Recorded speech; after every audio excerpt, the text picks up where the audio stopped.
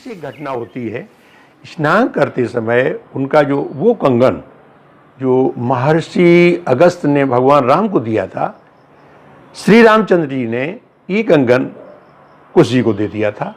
वो कंगन अचानक उनके हाथ से खो गया। सम्मानित श्रोताओं, सादर अभिवादन। पिछली सत्संग की श्रृंखला में हमने आपके साथ जो चर्चा की थी कि एक प्रेत ने किस तरह हनुमान जी का माध्यम लेके गोस्वामी तुलसीदास जी को भगवान श्री राम जी से मिलाया। प्रसंग अपने आप में अद्भुत था। मुझे प्रसन्नता है कि आप सभी ने इसको तहे दिल से पसंद किया है। मेरे पास कई फ़ोन भी आए, कई सम्मानित साथियों ने मुझे लिखकर भी भेजा।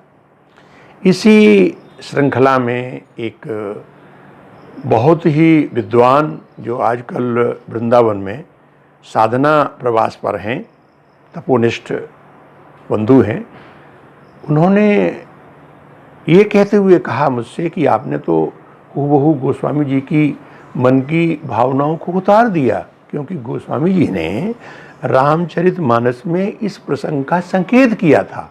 वो ये है कि सपने साचे मोह पर जो हरि गौरी पसाओ। यानी यदि सपने में पार्वती जी और आपने सही बात कही है तो उसका प्रभाव इस हमारे काव्य में आया है। तो मैं अपने उन परम आत्मीय विद्वान भाई को सत सत साधुवाद दे रहा हूँ कि उन्होंने इस बात को माना और इसकी पुष्टि में एक प्रमाण भी प्रस्तुत किया। एक और भाई हमारे रांची झारखंड से हमें लिखते हैं कि आपने गीता प्रेस गोरखपुर का दिया और भी प्रसंग दिए, अयोध्या के ऊपर कुछ ज़रूर आप जो है करें। तो मैंने कहा कि मन में सोचा कि चलो उनकी भावनाओं को समादर करते हुए अयोध्या की तरफ हम आप सभी को आज ले चलते हैं। सम्मानित साथियों, आप सभी जानते हैं कि अयोध्या का अपना एक महत्व है, प्रभाव है, गरिमा है, भव्यता है और पूज्यता है। भगवान श्री रामचंद्र जी ने तो इसे स्वर्ग से भी बढ़कर माना है। मानस में बाबा लिखते हैं कि अवधपुरी सम प्रिय नहीं सो। उन्होंने कहा कि वैकुंठ इत्यादि भी हों लेकिन अवधपुरी के बराबर नहीं है। ये भी आगे कहा कि जन्म भूमि मम पुरिय सुहावन, उत्तर दिश सरजू बह पावन। ये भी कहा है कि जा मंजन करी विनय प्रयासा, मम समीप पावे नरवासा। ये तो भगवान श्री राम जी की भावनाओं से अयोध्या को हम देखते हैं, परम पुनीत है। वहीं एक और मित्र ने भोपाल से हमें संकेत किया है कि जो 7 मोक्षदायिनी पुरियां हैं उनमें अयोध्या का नाम सर्वोपरि है। इन भाई ने हमें अपने जो व्हाट्सएप से संकेत दिया है, उन्होंने कहा कि भाई इसको आप समाहित कर लें।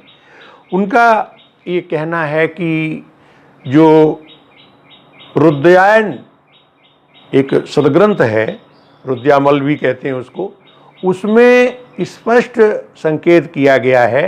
वो ये है कि काशीं श्री विश्वनाथम च सौराष्ट्रे सोमनाथकम और नागेशम तु अयोध्यायाम तस्मिन्नेव प्रतिष्ठताम।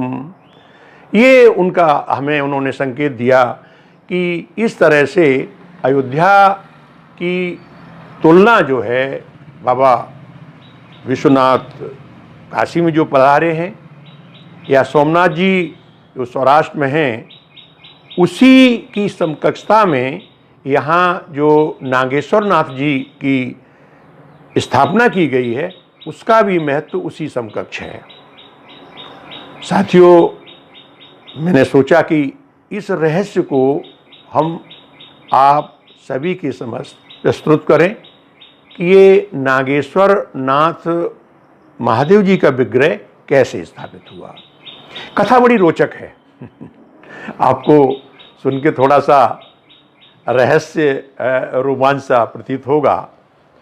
हुआ ये था कि एक बार महर्षि अगस्त जी ने एक कंगन भगवान श्री राम जी को उनकी ऐश्वर्य, सुख, अभय और समृद्धि प्रतिष्ठा बढ़ाने के उद्देश्य से आशीर्वाद रूप में प्रदान किया था। कालांतर में जब भगवान श्री राम ने अपने भाइयों और अपने दोनों पुत्रों के उत्तराधिकारियों को लेकर के अपने राज्य को 8 भागों में बांट दिया और मारुतिनंदन श्री हनुमान जी को अयोध्यापुरी की रक्षा का भार दे दिया, तो महाराज कुश जो कौशाम्बी के राजा बनाए गए थे, उनके मन में प्रभु प्रेरणा से एक बार ऐसा आया कि चलो हम अपनी जन्मस्थली माँ अयोध्या में जाकर के कुछ दिनों बिताते हैं। और इसी संकल्प के साथ वो अयोध्यापुरी आए। आकर उन्होंने सरयू में स्नान किया। अब बाबा भी लिखते हैं कि सरयू जो है अपने आप में मंगलकारी है। सरजू नाम सुमंगल मूला, ये गोस्वामी जी ने कहा है। तो सरयू में अपने प्रमोद के साथ, आनंद के साथ स्नान करने लगे। अब यहीं से घटना होती है, स्नान करते समय उनका जो वो कंगन जो महर्षि अगस्त ने भगवान राम को दिया था, श्री रामचंद्र जी ने ये कंगन कुश जी को दे दिया था। वो कंगन अचानक उनके हाथ से खो गया। बहुत खोजा सरजू जी में, नहीं मिला। उनके कई परिकरों ने ये सुझाव दिया कि चूंकि यहाँ कुमुद नागराज रहते हैं और उनकी कन्याएं अक्सर इसमें सरजू जी में विचरण करती रहती हैं, हो सकता है कि उन्हीं किसी ने इसको ग्रहण कर लिया हो। फिर खोजबीन की तो कहीं ऐसा नहीं मिला। तब ये सत्य लगने लगा कि हो सकता है कि नागराज ने ही इसको छिपा लिया हो।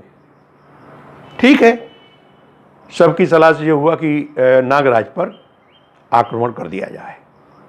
तो जब ये आभास नागराज को हुआ तो चूंकि वो शंकर जी के परम भक्त थे, उन्होंने भगवान शंकर की आराधना की। तो भगवान शंकर प्रकट हुए।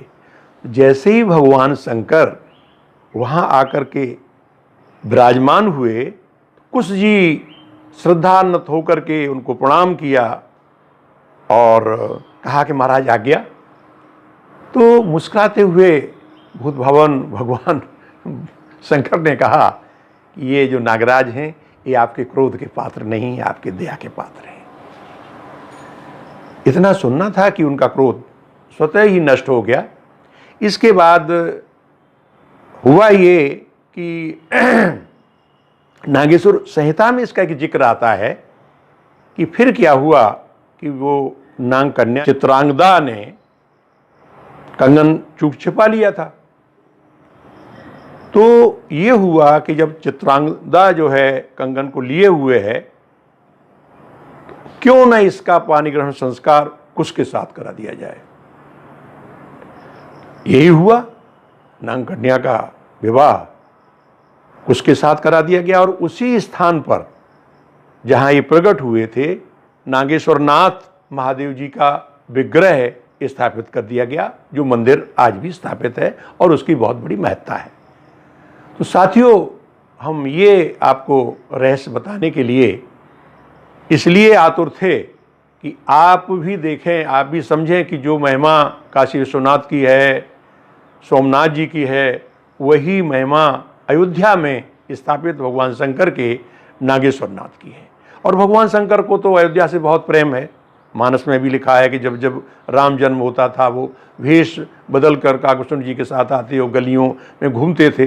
तो उनका रचना वसना जो है इस तरह से मैं कहूँगा कि अगस्त मुनि की प्रेरणा से वो साकार हुआ। आज आपने अयोध्या की इस महिमा का जो मैं कहूँगा श्रवण किया, और आगे हम इसी तरह के रहस्यमयी मानस और पुराणों के संदर्भ लेकर के आपके समक्ष आते रहेंगे, जिसमें मंत्र हैं, हमारे अनुष्ठान हैं और चीज़ें हैं, उनकी मीमांसा, उनके रहस्य, उनके उपदेश, उनके संदेश आपको बताते रहेंगे।